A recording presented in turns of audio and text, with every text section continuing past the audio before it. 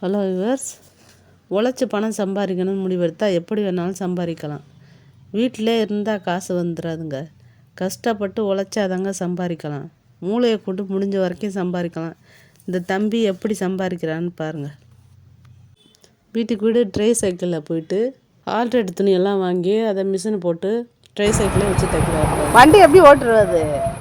தள்ளிக்கிட்டே போகும். தள்ளிக்கிட்டே ஓட்டலாம்ல. அப்படியும் ஓட்டலாம், இப்படியும் ஓட்டலாம்.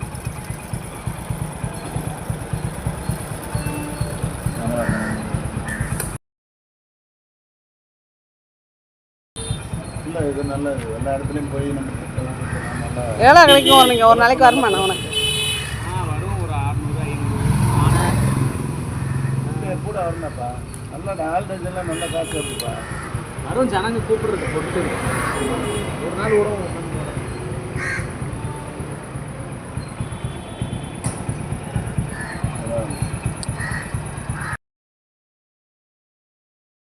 எந்த ஏரியா? கலர் மீன் வைக்கிறதுல அங்கதான் இல்லை, நமக்கு இந்த ஏரியா தான். எவ்வளோ நாள் நம்ம பண்ணுற? நான் 6-7 வருஷமே இல்லை. 6-7 வருஷமா பார்க்குறேன். நான் ஒரே இடமா நிற்க மாட்டேன், லைனாக போய்கிட்டே இருக்கேன். 6-7 வருஷமாக இந்த மாதிரி பண்ணிட்டு தொழில் பண்ணிகிட்ருக்காங்க பாருங்கள். ஏரிக்கரை லைன் இருக்குல்ல, அது வரைக்கும் போகலாம். நல்லா எங்கள் வீடு அங்கே தான் ஃபஸ்ட்லேயே. சரி, நான் நினைக்கிறேன் ஃப்ரீயாக இருந்தேன்னா வரேன். கோயில் இருக்குது, புத்து கோயில். தெரியும் பார்த்துருக்கேன். கோயிலுக்கு பின்னாலே நாகத்தம்மன் கோயில் மாதிரி இருக்கு, பார்த்துருக்கேன். அந்த கோயில் ஆப்போசிட்டில் சிக்கன் பக்கடா வியாபாரம்ண்ணா பார்க்குறேன். கடையெல்லாம் பிடிச்சி கடை வாடகை கொடுத்து கட்டுப்படி ஆகாதில்ல. பாருங்கள் எப்படி ஐடியா பண்ணி அவர் வீட்டுக்கு கூட போய் துணியை வாங்கி எல்லாம் ரெடி பண்ணி கொடுத்துக்கிட்டு இருக்காரு பாருங்கள். ஆல்ட்ரேஷனுக்கு நிறையா காசு வரும். இப்போல்லாம் டைலருக்கு தைக்கிறதோடு சரி, யாருமே ஆல்ட்ரேட் பண்ணி கொடுக்குறதில்ல. இந்த மாதிரி போய் தைக்கிறவங்ககிட்ட தைச்சிக்கிட்டா தான் நம்ம. இது கூட நல்ல வசதி இல்லை. வர இடத்துல அழகாக தைச்சிட்டு போகிறாங்க. தெருவில் உள்ளவங்கள்ட்ட போய் கேட்டு வாங்கி அழகாக தைச்சி கொடுக்குறாங்க பாருங்கள்.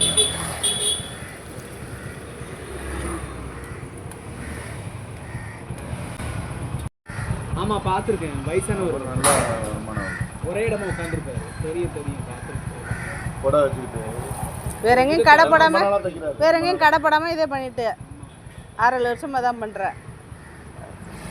நல்லது தான்.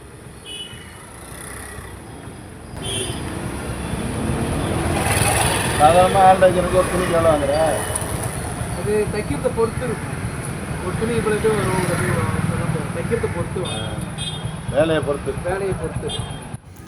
ஆல்ட்ரேட் பண்ணுறதுக்கு நம்ம தேடி டெய்லர்களை தேடி அலைகிறோம் பாருங்கள். இது இவருக்கு நல்ல எண்ணம் உள்ளதுனால தானே அதெல்லாம் நான் செஞ்சு கொடுக்குறதுக்கு வீடு தேடியே வர்றாரு பாருங்கள்.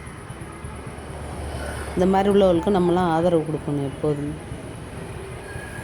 ஆல்ட்ரேட் பண்ணுற துணி நிறையா இருக்கும். ஆனால் நம்ம துணியை நல்லா வேஸ்ட் பண்ணுவாங்க. புதுசாக இருக்கும், ஒரு 4 தையல் விட்டு போயிருக்கும், அது தூக்கி வேஸ்ட் பண்ணுவோம். அந்த மாதிரி பண்ணாமல் இந்த மாதிரி இருக்கிறவங்கள்ட்ட உதவியாக நம்ம கொடுத்து அவங்களுக்கு உதவியாக இருக்கும், நம்மளுக்கு ரொம்ப ஹெல்ப்ஃபுல்லாக இருக்கும். இந்த மாதிரி உள்ளவகிட்ட தைச்சி நம்ம வாங்கிக்கணும். வீடு வீடுங்க ரெட்டில்ஸ் வரியா? வீடு தான் ரெட்டில்ஸ். வண்டி வந்து ஃப்ரெண்டு வீட்டில் வச்சுட்டு இங்கே போட்டு போயிடுது. அவர் வீடு வந்து ரெட் ஹில்ஸில் இருக்கார். ஆனால் அவர் குளத்தூர் ஏரியாவில் வந்து இந்த மாதிரி தைச்சி கொடுத்துட்டு போகிறாரு பாருங்க. டெய்லி வந்துட்டு போய்கிட்டு இருக்காரு போல். சரி, இந்த வீடியோலாம் பிடிச்சிருந்தால் லைக் பண்ணுங்கள், ஷேர் பண்ணுங்கள், கமெண்ட் பண்ணுங்கள், மறக்காமல் சப்ஸ்கிரைப் பண்ணுங்கள். நாளைக்கு சண்டே லீவு. நல்லா உனக்கு வேலை தரேங்க. சரி.